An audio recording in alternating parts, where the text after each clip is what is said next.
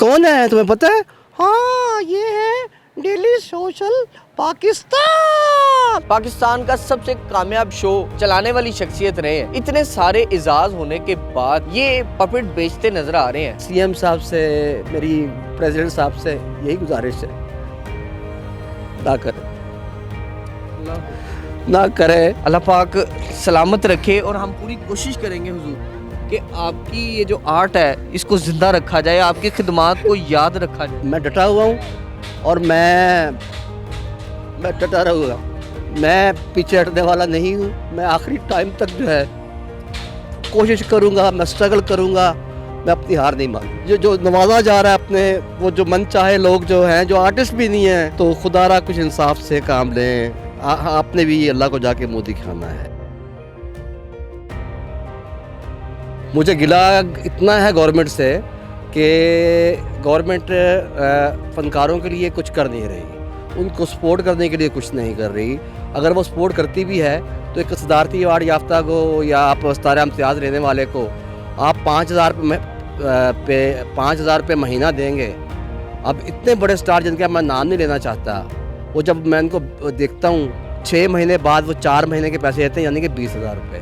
आपको भी कुछ इनायत हुई क्या? गवर्नमेंट ने आपके भी टैलेंट को सराहा, शफकत के हाथ सर पे रखा, या आप उससे महरूम हैं? नहीं, मैं उसमें नहीं हूँ। काफ़ी लोग जो हैं उनको 3 साल बाद ये कह के निकाल दिया गया है कि आप तो आर्टिस्ट ही नहीं हैं, और उनके चूल्हे बुझ गए हैं घर के। आपने कहा मैं बलूचिस्तान से हूँ।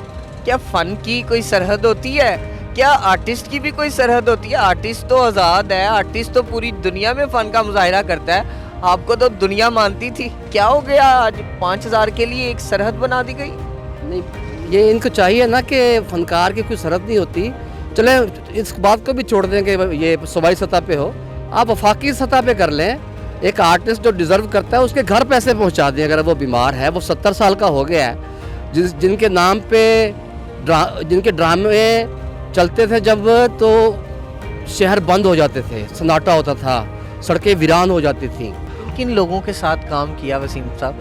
तकरीबन सारे जितने भी हैं बड़े बड़े लोग जो हैं। बड़े लोगों में किन किन लोगों का शुमार वसीम बाकिर साहब की जो नज़रियाती शख्सियत है उसमें होता है?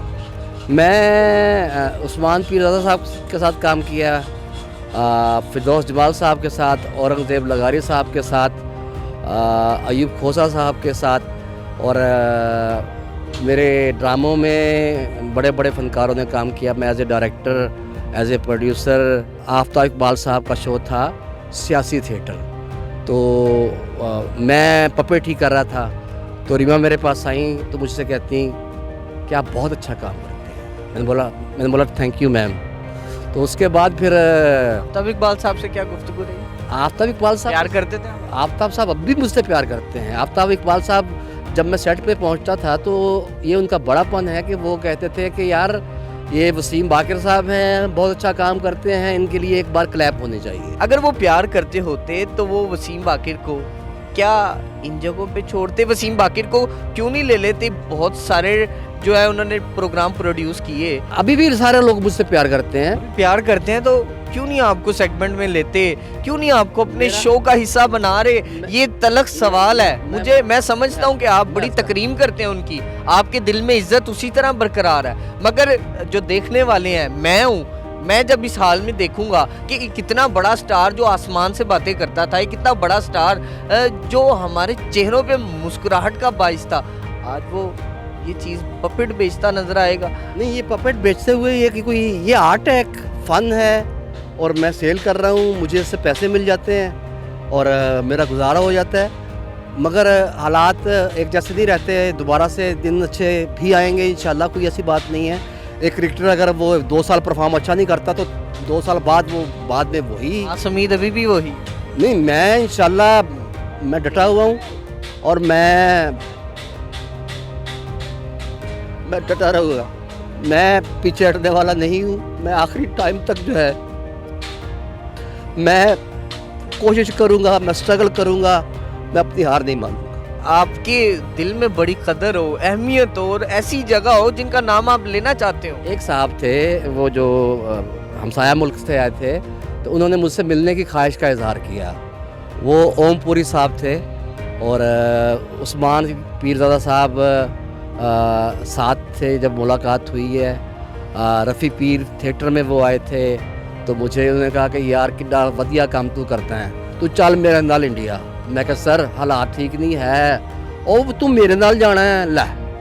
और बहुत बड़े सेसमी वालों ने मुझे ऑफ़र की कि आप ये ऐसा करो कि ये प्रोजेक्ट अभी ख़त्म हो गया तो आप हमारे पास अमेरिका आ जाओ ये काम करने के लिए, और आप बहुत अच्छा काम करते हो। इस फ़न से जब आप दूर आए हैं हुजूर, मुझे बताएं कितनी तकलीफ़ का शिकार है, कितनी मुश्किल का शिकार है। क्या आपकी वो रूह की ग़िज़ा पूरी होती है? तकलीफ़ तो होती है,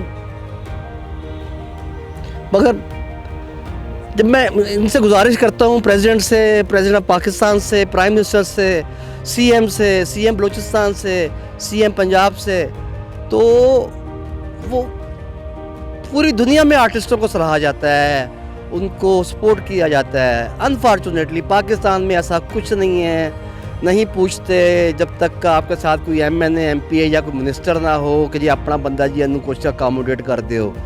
तो बस शिकवा यही है, बाकी आखिरी टाइम तक मैं फ़ाइट करूँगा और मैं बच्चों के लिए कुछ करना चाहता हूँ, एकेडमी बनाना चाहता हूँ, बच्चों को पपेट्री सिखाना चाहता हूँ। और जैसे ये इंडिया में पपेट्री को इतना फ़रोग मिल रहा है, मैं भी चाहता हूँ कि पाकिस्तान में भी पपेट जो हैं लोग पपेट्री सीखें। जी बाकिर साहब, इंडिया के जो पपेट्री लोग हैं उनके शो को बीट किया आपने। मुझे जी। बताएं, आज जब देखते हैं कि उधर तरक्की और इस तरफ हर तरफ वही जहालत के अंधेरे, कितना दुख होता है दिल में। आंखें तो आपकी इससे नम हो जाती होंगी हुजूर। क्या कर सकते हैं, यहीं पे रहना है, यही पाकिस्तान है और इसी में ही स्ट्रगल करनी है। कहाँ जाएंगे, किससे कहेंगे, किससे फरियाद करें। बस मेरी सीएम साहब से, मेरी प्रेसिडेंट साहब से यही गुजारिश है, ना करे। मैंने बहुत रिक्वेस्टें की हैं, मैंने बहुत रिक्वेस्ट की है, फ़नकारों का हक ना मारें। बलूचिस्तान के फ़नकार रुल गए हैं, बलूचिस्तान में थिएटर नहीं हो रहा, थिएटर बंद है, पिछले 20 साल से थिएटर बंद है।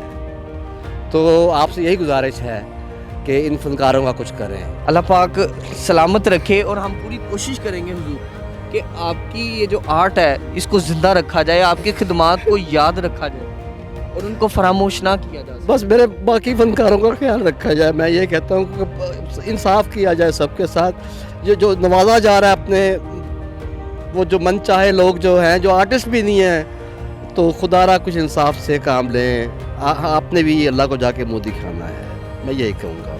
इसी के साथ ये दुख भरी दास्तान आपको कैसी लगी, कमेंट सेक्शन में अपनी राय का इजहार कीजिएगा और ये बताइएगा कि वो हुकूमती लोग जो इस पर खामोश हैं, क्या खामोशी तोड़नी चाहिए या नहीं। मुझे दीजिए इजाज़त, मुलाकात करूँगा अगले प्रोग्राम में। अल्लाह निगहबान।